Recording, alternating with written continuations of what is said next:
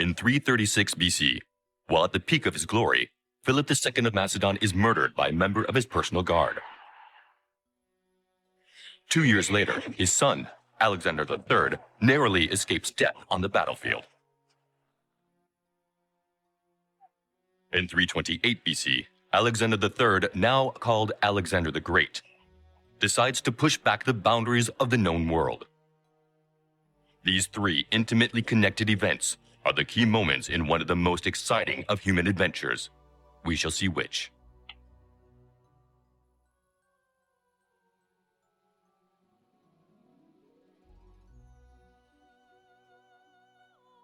Today, the world consists of some 200 countries. Half of them are democracies. People there are born free and equal under the law. They can speak freely and choose their own rulers. For these people, these rights are natural, and they are prepared to fight to maintain them. But there was a time when the very idea of equality had never been articulated. A time when only a handful of men dreamed of a free world. This period is antiquity. The foundations of our civilization were laid then. It is the age of philosophers, legendary warriors, and mighty deeds.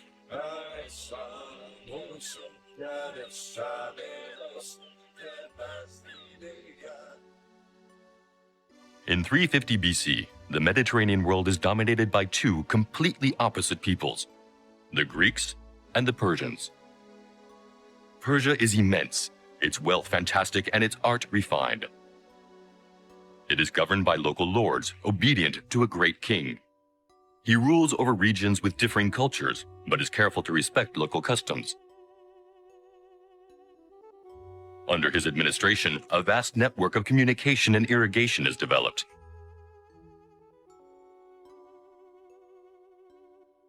The authority of the great king is absolute.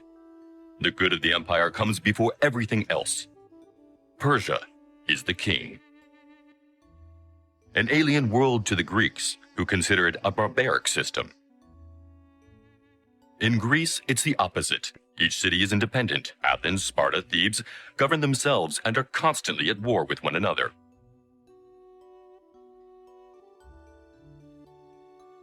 In Greece, the nation does not exist. You are Athenian, not Greek. Each city is a laboratory of ideas where philosophers debate the best form of government. Greece is the city. In Persia, a man has no significance. In Greece, he's the center of all. The two peoples cannot understand each other. So, they confront each other. Welcome to the memory of humanity. Here we can control time, analyze and compare billions of events, and alter them to rewrite history endlessly. The Athenians invented democracy. Of all the systems they tried, this was the least damaging. However, it is a far cry from our present-day democracy. Imagine that we could transpose the ancient Greek system to our contemporary cities. New York, for example. The megalopolis would be totally independent. City dwellers would consider themselves New Yorkers rather than Americans. The city would have its own army and would not recognize the authority of the President of the United States. It would choose its own policies, its currency, and its educational program. It would regularly be at war with Dallas or Los Angeles. It would only enter into alliances with those cities when faced with imminent danger. All citizens would be free and equal under the law, and would be able to put forward and to vote for laws. All the citizens, not all the inhabitants. Because in ancient Greece, to be a citizen, you had to be not only a man, which excludes half the population, but a free man, not a slave. And, of course, not a foreigner. In addition, you had to be rich, so as not to need to work, and thus be able to take part in political debates. Transposed to our period, a mere 2% of New Yorkers would be considered as citizens. Which is not exactly our conception of democracy today. During the Greek period, as in our own, the system is not perfect. We still have some way to go before humanity as a whole really gets an equal chance. Let's continue. In Greece, the cities are divided. Persia waits and watches. Persia has long desired the Greek lands, and the history of the two countries is strewn with epic battles: Marathon, Thermopylae, Plataea, Salamis.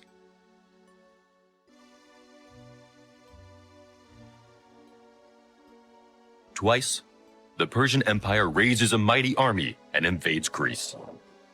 Twice, the Greek cities put aside their differences and unite to fight a numerically superior enemy. These invasions spark a deep hatred of the Persians among the Greeks, and they dream of revenge. At this moment, King Philip II enters stage. He is not Greek, but Macedonian, a people tolerated by the Greeks. For example, the Macedonians are allowed to enter the Olympic Games. And Philip has a plan. Put an end to the wars between the Greek cities, provide Greece with a strong central power, and then invade Persia. With a combination of ruse and military force, Philip achieves his first two objectives. The Greek cities end their quarrels and finally, reluctantly, recognize his authority. Finally, he can now turn to Persia and return the affront. Philip fears nothing and nobody. He does not wear his armor all the time. However, threats can come from any quarter, including one's own camp. Before the eyes of his son, Alexander, Philip II is murdered by a royal guard. Is it personal revenge? Is it a plot? The truth has vanished with the centuries. On the death of Philip, the new king is called Alexander III. He is only 20, and all of Greece is asking the same question. Will this young man measure up to his father? Unity is strength. Look at the battles between Persians and Greeks. The evidence is clear. On the field of battle, the Greek army wins. The Greeks explain this simply as their superiority over all other peoples. A flattering explanation, but a false one. The key lies in the strategy. Whereas the Persians fight without any real cohesion, the Greeks gather in formations they call phalanxes.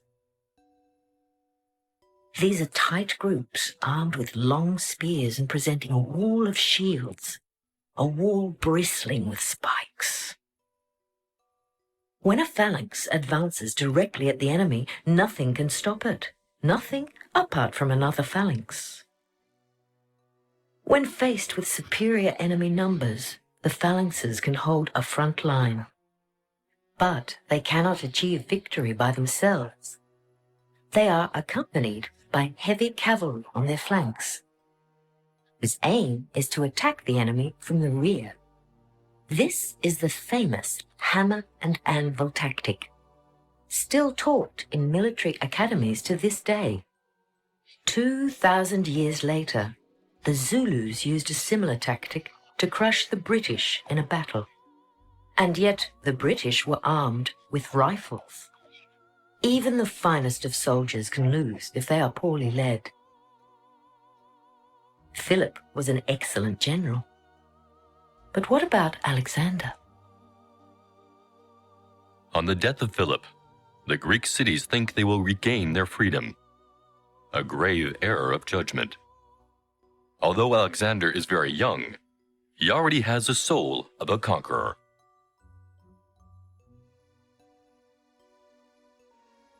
Like Philip, he excels in the art of warfare, and like his father, he can drink to excess and fly into a rage. From his mother, Olympias, Alexander inherited his ambitious, calculating mind. He knows how to take time to think, especially as during his youth, he was instructed by the famous philosopher Aristotle. Alexander is an inexhaustible warrior, curious about everything and paradoxically capable of infinite tenderness as well as terrible rages. He assumes the role of king without batting an eye. When the city of Thebes revolts, Alexander reacts at once with authority. Thebes is vanquished and razed to the ground. The message is clearly received by the other Greek cities. There will be no more revolts. Everybody steps in line. As his father dreamed before him, Alexander can now turn to Persia. In 334 BC, he crosses the sea and attacks Asia. In May, we had the first confrontation with the Persian army, the Battle of Granicus. As always, Alexander rides in the front line at the head of his elite cavalry. Surrounded by enemies, he is wounded within an inch of his life, but his loyal protector Cleitos saves him in the nick of time. The adventure might have ended there, with the young king dying on the field of honor, aged 22. But Alexander continues his irresistible march. Miletus, Halicarnassus, then Issus, where he crushes the army of Darius, the great king of Persia, who flees for his life.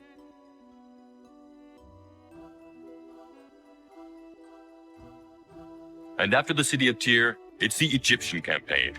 There he founds Alexandria and becomes pharaoh. He then enters Syria. He crosses the Euphrates and the Tigris. On October the 1st, Alexander finds the army of Darius in his path at Gaugamela. Alexander's men are outnumbered, far from home and faced with a huge army. But the Greek phalanxes absorb the shock. They allow Alexander and his cavalry to charge directly upon Darius in the heart of the enemy army. A mad gamble, 100 to 1. The charge is heroic. Alexander comes almost within striking distance of the Persian king. Darius abandons the battlefield. Persia is the king. When the king flees, the army follows. It's a debacle. At the end of October, Alexander takes Babylon and then Persepolis. Darius, fleeing, is murdered and handed over to the young king. The victory is total. The Persian Empire has just changed masters.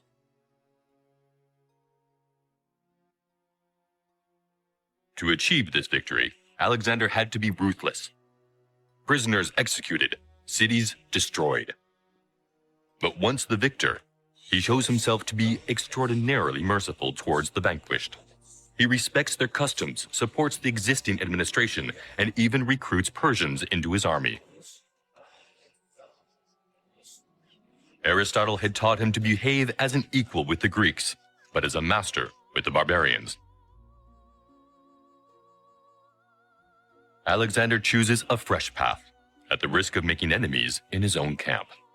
As of now, the Greek soldiers fight side by side with their Persian counterparts.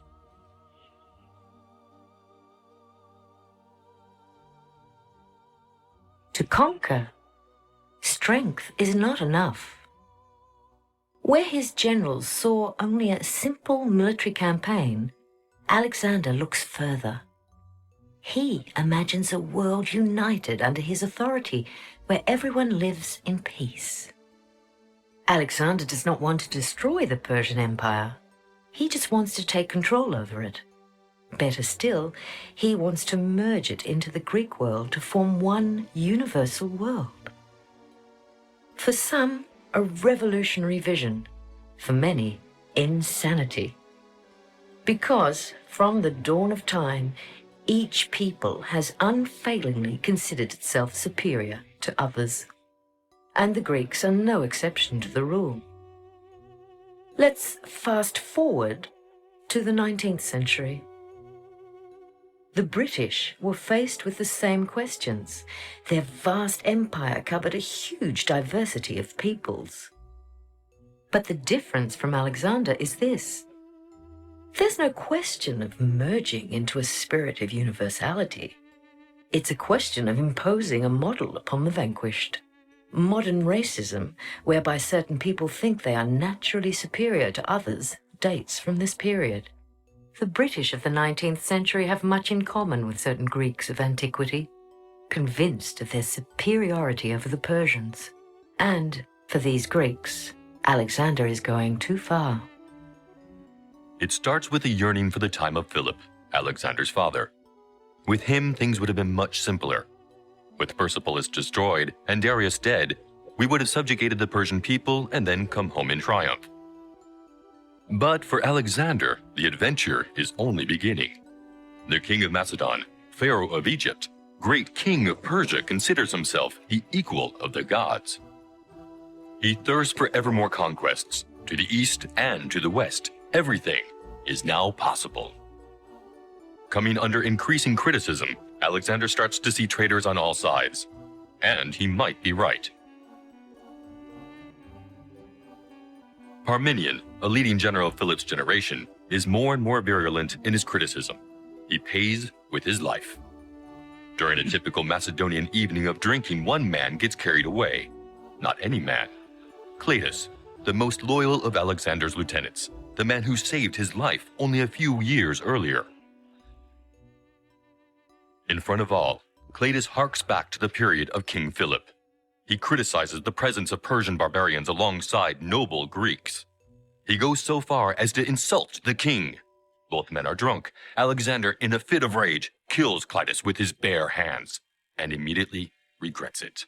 Faithful to his dream of one universal world, Alexander marries a Persian woman. He orders 10,000 of his men to do the same. The king of the Macedonians dresses in Asian style, recruits Darius's former soldiers into his army, even into his own personal guards. Those close to him ask him to stop there and consolidate his conquests. His generals beg him to give his men a well-earned rest. Alexander could return to Macedonia for a while, reassure his people, and consolidate his power. Then he could launch a new campaign towards the west and Italy. Against all advice, Alexander decides to venture further afield. Now, he wants to conquer India. The die is cast.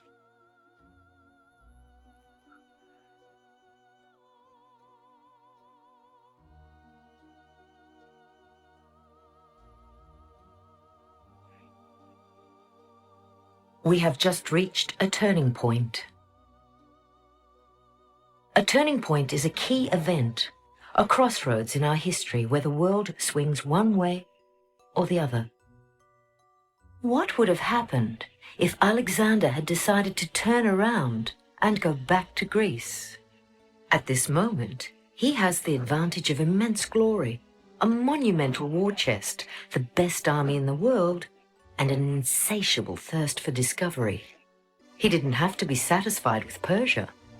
He would certainly have conquered the rest of the Mediterranean, Italy, Gaul, Spain, North Africa. Greek and Persian cultures would have been mingled with those of the Celts and the Latins. The Roman Empire would never have come to be. He would have left a Greco-Persian world, a universal world as Alexander had dreamed. Closer to our time, another man was faced with the same type of choice. After forcing Europe to its knees, Napoleon weighed the pros and the cons for a long time before invading Russia at the head of his Grand Army. A choice that finally brought about the fall of his empire. Back with Alexander, to Parmenion, who is reported as saying to him, "If I were Alexander, I would stop here," the king is said to have replied, "So would I, if I were Parmenion." Amongst Greek philosophers, kairos is the art of making the right choice at the right time. But to achieve this, one must distinguish between perseverance and stubbornness. Does Alexander make the right choice when he directs his armies towards India?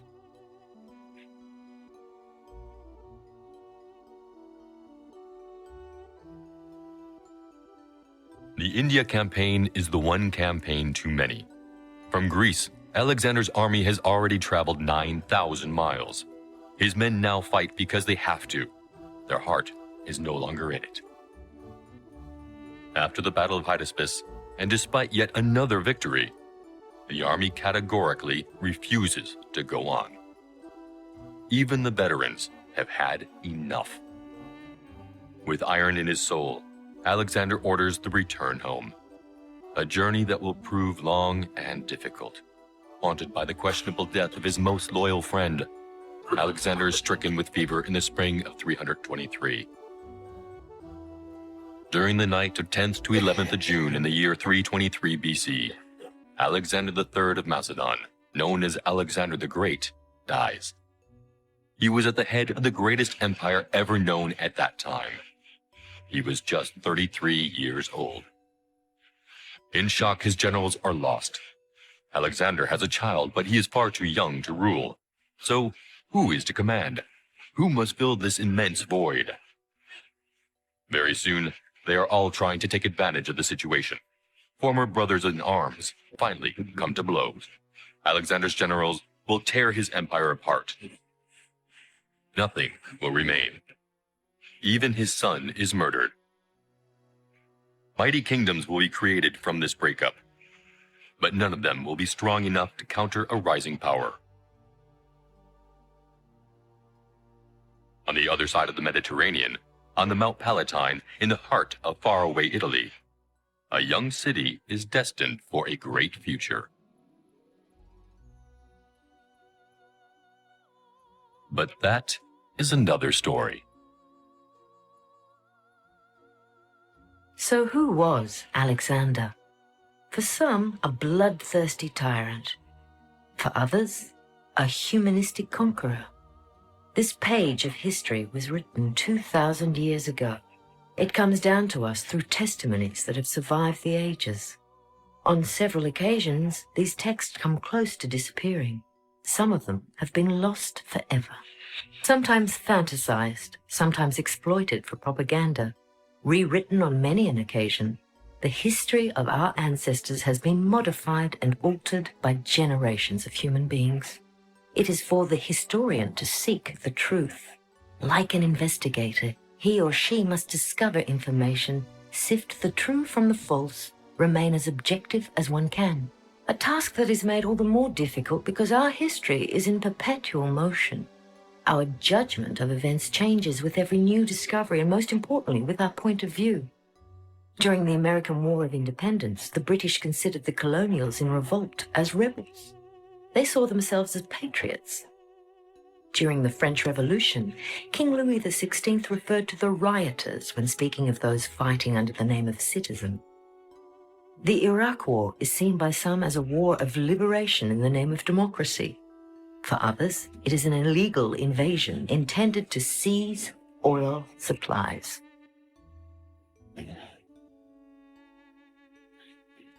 The facts remain the same, but interpretations change radically according to points of view and interests.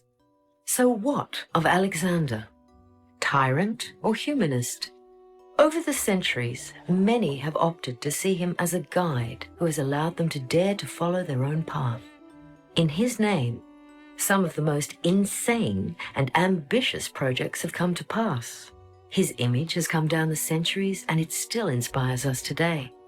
Alexander the Great, the invincible conqueror who went to the end of the world, the man who united people by his will alone. Maybe after all, that is the greatest of his legacies.